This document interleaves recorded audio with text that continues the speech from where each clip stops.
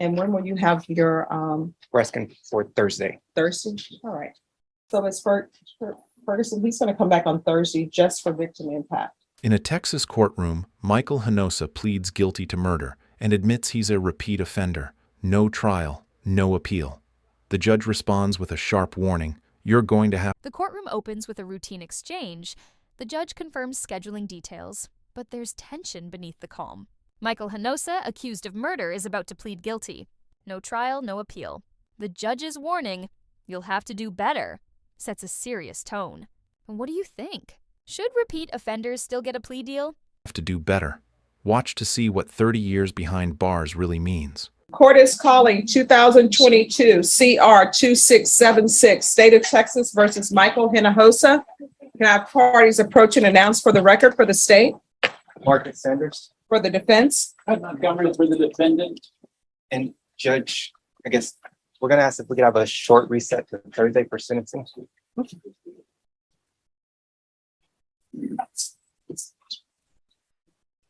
right, this isn't filled out properly.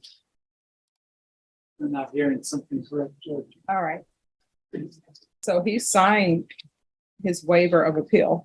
Yes. Oh. And you should have scratch checked through it. both boxes. Well, I always tell people, don't check both boxes, just sign them both. So state, can you grab another trial court certification? The And if you proceedings all will begin fill that formally. out. State of Yes, ma'am. Texas I'll do versus that Michael during the course of Henosa. Lawyers from both sides step forward.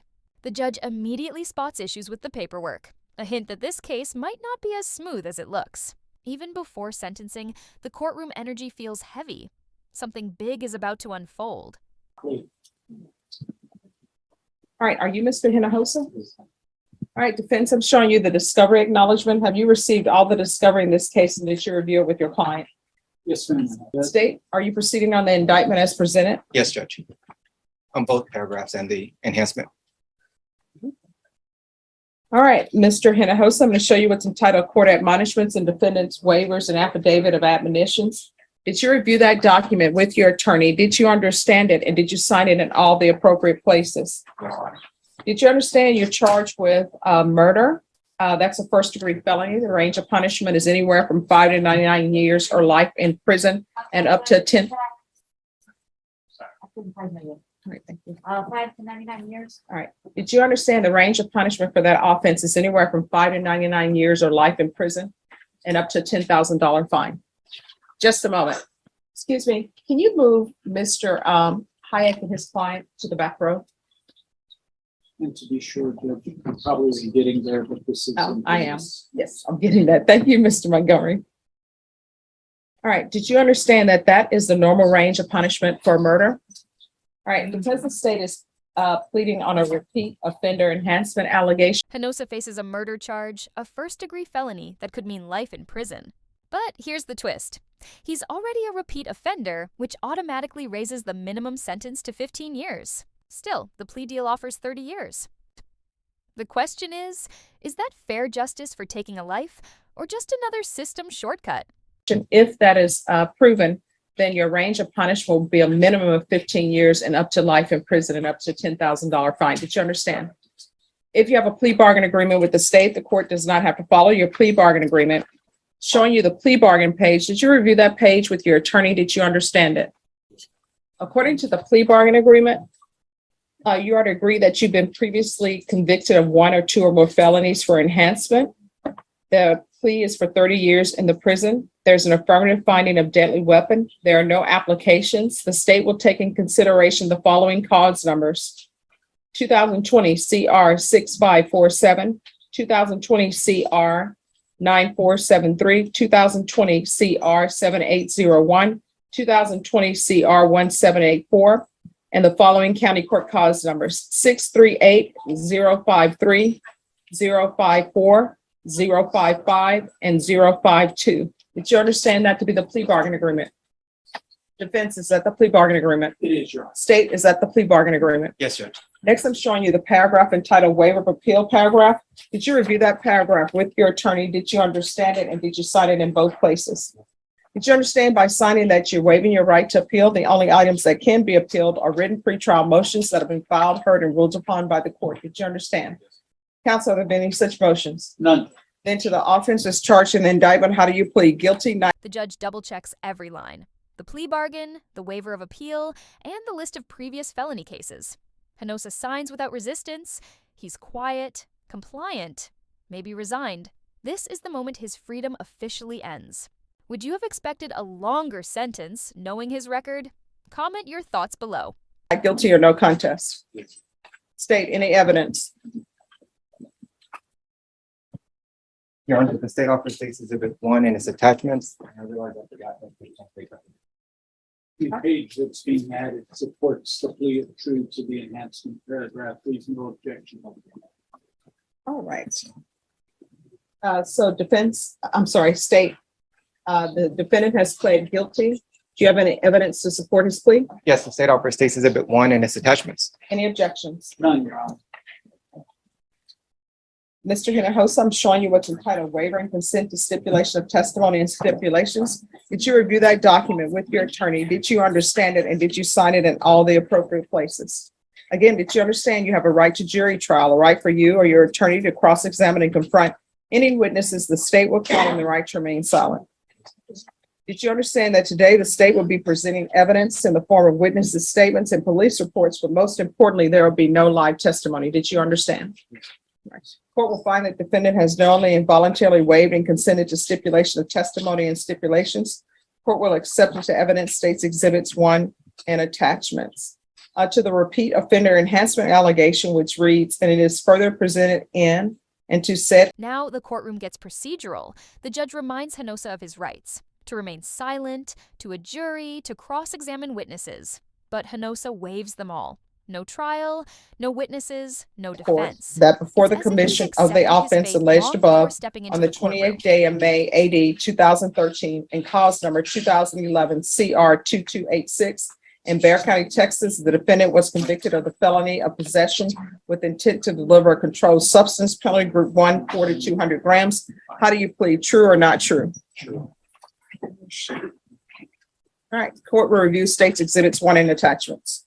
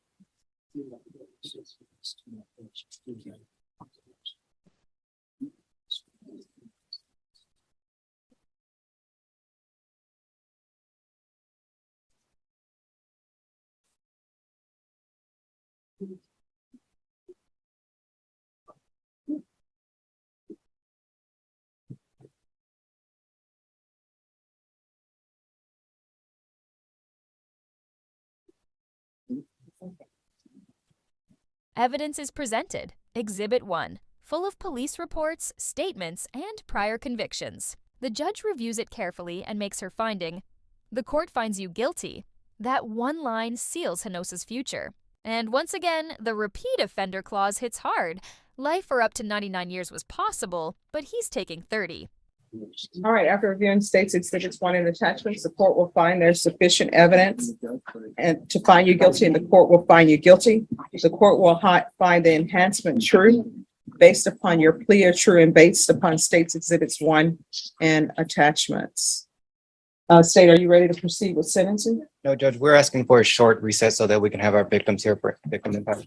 All right, and can that be done this week? Yes, Judge. That you could proceed to sentencing if you wanted to and reschedule the victim impact statement. That is an option. Doesn't matter to me either way, Your Honor, but State, it seems like it would be the flow of this particular plea colloquy. Judge, that is fine with us also. all right.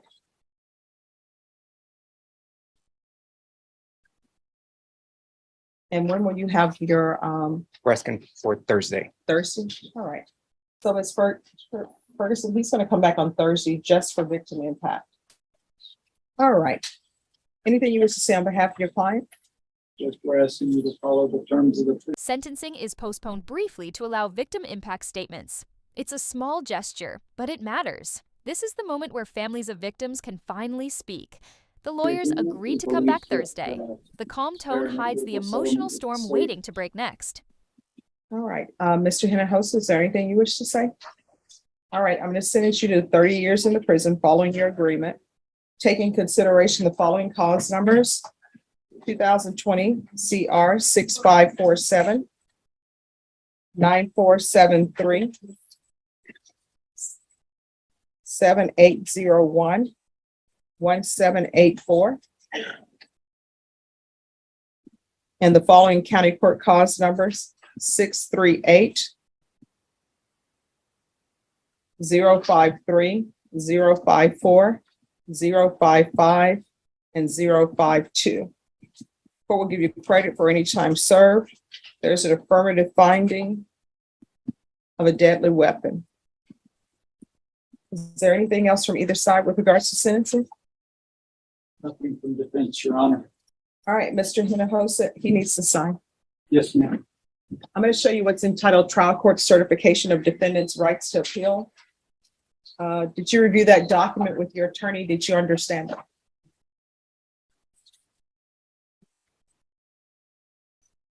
All right. The judge goes through the final sentencing: 30 years in prison, credit for time served, and an official finding of a deadly weapon used in the crime. It's not just a number. 30 years means an entire lifetime behind bars for some. Would 30 years bring closure to the victim's family, or should it have been more? Because this is a plea bargain agreement, because I followed your plea bargain agreement, and because you waived your right to appeal, you do not have the court's permission to appeal. Do you understand, Mr. Montgomery? Yes, ma'am. And because this is a felony conviction, you're not allowed to own or possess any weapons or ammunition. If you have a question over what a weapon or ammunition is, you'll need to speak to an attorney. Do you understand? All right, we can go off the record. Mr. Henosa, good luck to you. You're going to have to do better, okay?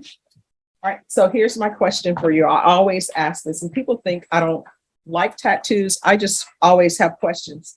So did the skull tattoo hurt? Very painful. Okay. Henosa is reminded he's lost his right to appeal and to ever own a weapon again. Then comes a surprisingly human moment. The judge, noticing Henosa's skull tattoo, casually asks, "Did that hurt?" A small, almost awkward exchange, showing that even in a room filled with tragedy, humanity still peeks through. All right, they're going to take you back, and we're going to be back on Thursday at 9 a.m. And Mr. Montgomery, if you can be back here Thursday at 9, we'll do victim impact. All right, thank you. Henosa gets 30 years for murder, plus a deadly weapon enhancement. His past caught up with him. Victims' families will speak next. The judge's last words: "You're going to have to do better." Was justice served? Comment below. And don't forget to subscribe for more courtroom drama. As Henosa is led away, the judge ends with one final message: you're going to have to do better. A chilling reminder that justice isn't just about punishment, it's about change. Henosa gets 30 years for murder, plus a deadly weapon enhancement. Next time, we'll hear from the victims' families as they deliver their emotional impact statements. What do you think? Was justice truly served? Comment below, and don't forget to like, share, and subscribe for more real courtroom drama and analysis.